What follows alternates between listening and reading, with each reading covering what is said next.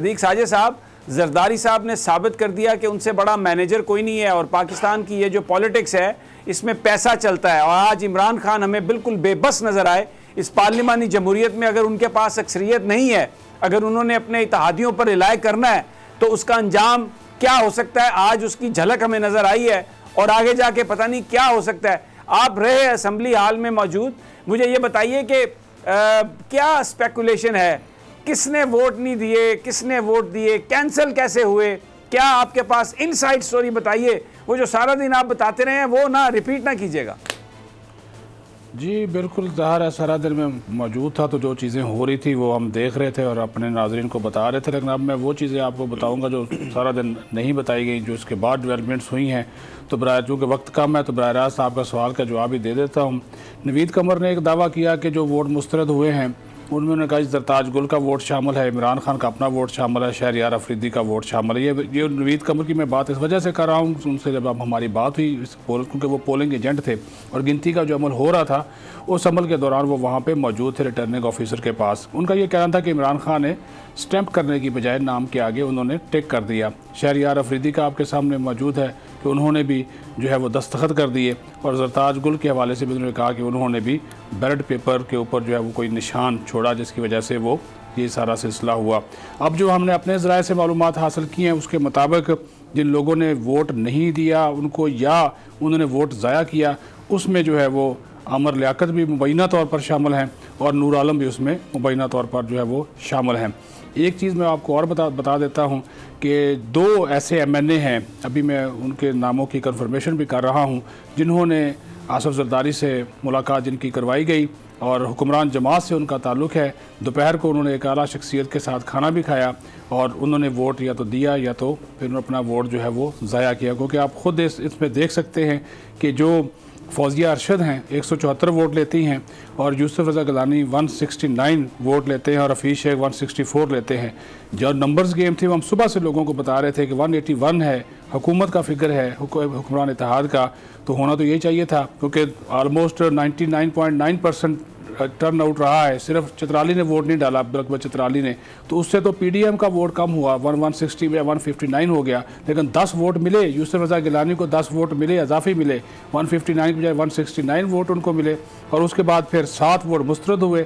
और ये मुस्तरद होने वाले वोटों के बारे में यही बताया जा रहा है और कि ये सारे के सारे जो मुस्तरदशुदा वोट थे वो हुक्मरान जमात PTI के ही जो थे वो वोट थे। अब जो लोग मिले जिनके क्योंकि ड्यूटी, ये जो आप बात करें ना मैनेजर की, ये बात आपकी बिल्कुल ठीक है। आसफ जरदारी ड्यूटियाँ लगाई गई थी बहुत से बंदों के ऊपर, 15 से 17 लोग मैनेज करने थे, वो किए गए।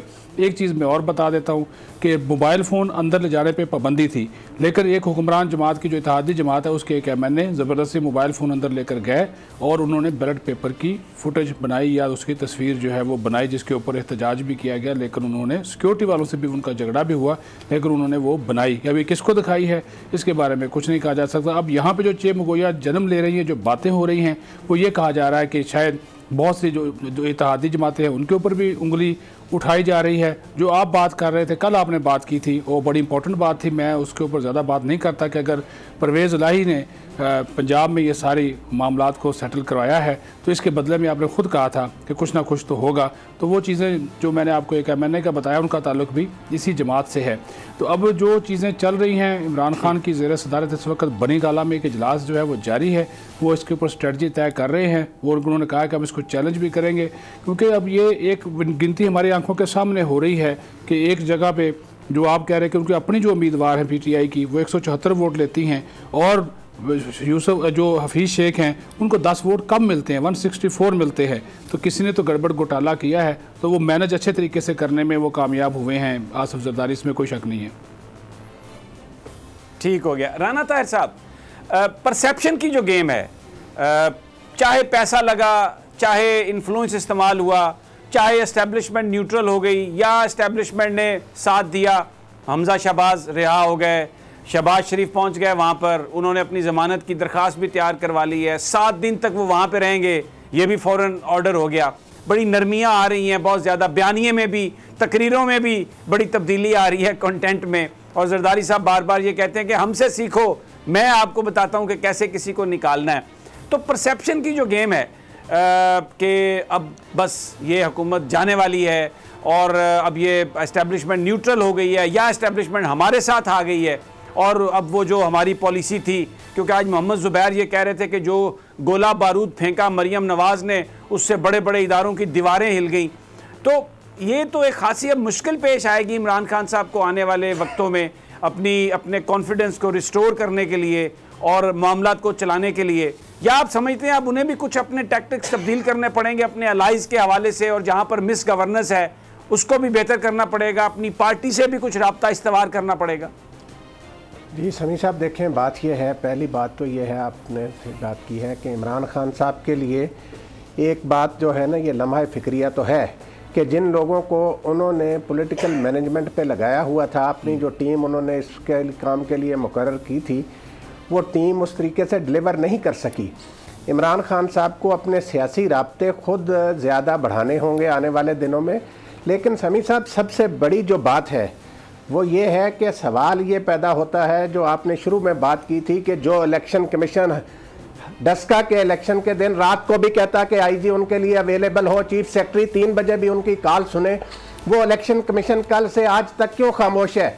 आज अगर इखलाक और कानून का तकाजा था कि रिटर्निंग अफसर डस्का की तरह आज इस इलेक्शन के नताइज का भी ऐलान न करते, इसकी भी पहले इंक्वायरी कराते, उसकी कहते थे कि जी हम इंक्वायरी कराएंगे उसके बाद करेंगे, इसकी भी पहले इंक्वायरी कराते, फिर रिटर्निंग अफसर साहब टीवी पर आकर ऐलान करते, तो पता चलता कि इलेक्शन कमीशन जो है वो बहुत फेयर प्ले कर रहा है, उनका रवैया बड़ा गैर जानिबदाराना है। लेकिन उस दिन जिस तरीके से उन्होंने एक सरकारी बयान भी आधी रात को दाग दिया कि जी फलां भी फ़ोन नहीं सुन रहा था, फलां भी ये नहीं कर रहा था, तो ये तो ऑडियो और वीडियो टेपें सामने मौजूद हैं। इस पर इलेक्शन कमिश्नर साहब ने कोई बयान अभी तक नहीं जारी किया, ना यूसुफ रजा गिलानी को ना उनके साहबजादे को किसी को तलब नहीं किया कि हाजिर हों और जवाब दें कि इसका क्या करना है। अच्छा, राना साहब यहाँ पर एक सवाल, क्योंकि टाइम कम है, आपका ख्याल है कि ये वो जो इस पर बयान नहीं दे रहा है, कुछ इस पर नहीं दे रहा है, क्या किसी ने कान में सरगोशी की होगी कि बस आपने चुप रहना है? किसी ताकतवर बंदे ने सरगोशी नहीं की समी साहब। ये जो बात है ना, देखें मैं आपको बताऊं, सरगोशी से ज़्यादा ये देखें कौम खुद देख रही है, इलेक्शन कमीशन को गैर जानिबदार होना चाहिए, जानिबदारी नहीं नज़र आनी चाहिए। मैं कहता हूं बड़ा अच्छा फैसला उन्होंने डस्का के हवाले से, अगर वो हालात के मुताबिक कहते हैं कि हमने ये किया, तो यहां पे कौन सा सांप सूंघ गया कि अभी तक वो उनको वीडियो भी नज़र नहीं आ रही, ऑडियो भी नज़र नहीं आ रही, और इलेक्शन के नताइज का भी ऐलान किया जा रहा है। जब इतना बड़ा स्कैंडल सामने आ गया, उस इलेक्शन पर इतनी बड़ी उंगलियां उठ रही थीं, उस इलेक्शन के नताइज का ऐलान करने में तो ज़रा बराबर भी ताख़ीर नहीं की रिटर्निंग अफसर साहब ने। इससे क्या जाहिर होता है कि ये मामलात किधर जा रहे हैं? ये निज़ाम जो है, हमने शुरू दिन से कहा है कि ये निज़ाम पाकिस्तान में करप्शन को ख़त्म नहीं होने देगा। आज इस बात पर मोहर लग गई, बिल्कुल सही, पाकिस्तान में करप्शन को खत्म नहीं किया जा सकता। जी, इमरान खान भी सोचे कि 120 नैब कोर्ट बन रही। वक्त खत्म हो गया राना साहब, मैं आपकी बात बिल्कुल सही है। ये मैंने इब्तिदा में भी कहा था कि आज के ये साबित किया कि वज़ीर आज़म कितना भी ईमानदार हो, कितनी भी दयानतदारी से निज़ाम को ठीक करने की कोशिश करे, लेकिन ये पार्लिमानी निज़ाम अगर उसके पास अक्सरियत नहीं है, ये पाकिस्तान के लोगों को सोचना है कि आप उन हुक्मरानों को तो 2/3 अक्सरियत से बिठाते रहे हैं यहाँ पर, जिन्होंने इस मुल्क का सत्यानाश किया, जो दौलत यहाँ पे लेके चले गए हैं, जिन्हें सुप्रीम कोर्ट ऑफ पाकिस्तान ने नाअहल करार दिया, और अब वो दोबारा पैसे के बलबूते पर इतने उन पर केसेस हैं, आकर वो एक सिस्टम में करप्शन के खात्मे की इजाज़त नहीं दे रहे। तो ये लोगों को भी सोचना होगा कि आने वाले अगर इंतखाबात हैं तो जो जिसका पार्टी को भी वोट दें, इतना वोट ज़रूर दें कि अगर वो अपनी मर्ज़ी की लेजिस्लेशन करना चाहें तो वो कर सकें। बहरहाल आज इमरान खान बहुत बेबस नज़र आए उस माफिया के ख़िलाफ़, और कि उन्होंने बिल्कुल खुलेआम सब इदारे, कोई इलेक्शन कमीशन हो, सुप्रीम कोर्ट हो, कुछ भी हो, सब खामोशी से देख रहा है, लेकिन पैसा आज जीता है। 174 वोट PTI को मिले खातून उम्मीदवार के लिए, जबकि हफीज़ शेख को सिर्फ 164 मिले। ये वज़ीर आज़म इमरान खान के ख़िलाफ़ अदम एतमाद नहीं है, क्योंकि अगर उनके ख़िलाफ़ अदम एतमाद होता तो फौजिया अरशद भी ना जीतती। ये पैसा जीता है, और जो मोरालिटी है वो हमें लड़खड़ाती हुई नज़र आ रही है। सब्सक्राइब करें और बेल दबाएं ताकि कोई खबर रह न जाए।